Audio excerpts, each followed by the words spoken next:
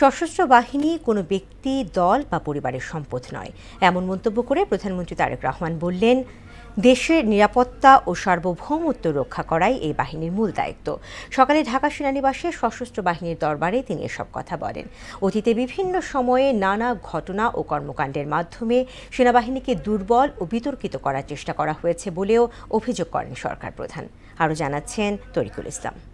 সেনা, নৌ ও বিমান বাহিনীর সকল অফিসার রবিবার সকালে ঢাকা সেনানিবাসে সশস্ত্র বাহিনীর দরবারে যোগ দেন প্রধানমন্ত্রী তারেক রহমান। বাহিনী সদস্যদের পেশাদারিত্বের সঙ্গে দায়িত্ব পালনের আহ্বান জানিয়ে তিনি বলেন, কর্তব্যকালে কোনো ধরনের রাজনৈতিক প্রভাব বা বিভাজন গ্রহণযোগ্য নয়।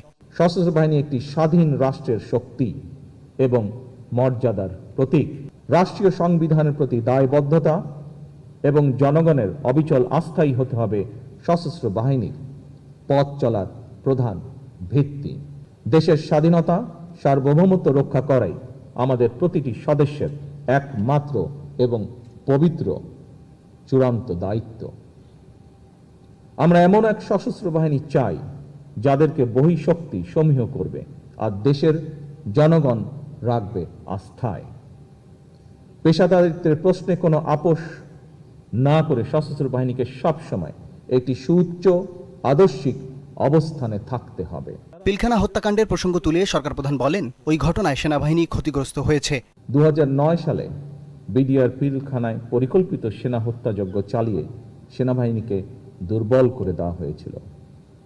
এরপর দীর্ঘ 1.5 দশকের শাসন শোষণের সময় দেশের সশস্ত্র বাহিনীকে বিতর্কিত করার অপচেষ্টাও চালানো হয়।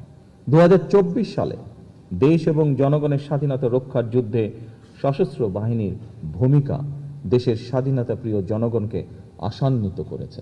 একটি ঐক্যবদ্ধ সশস্ত্র বাহিনী থাকলে বাংলাদেশকে কেউ পরাজিত করতে পারবে না বলেও মন্তব্য করেন প্রধানমন্ত্রী।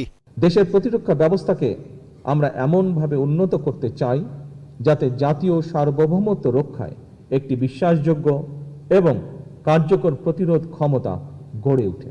তরিকুল ইসলাম, মোহনা সংবাদ, ঢাকা।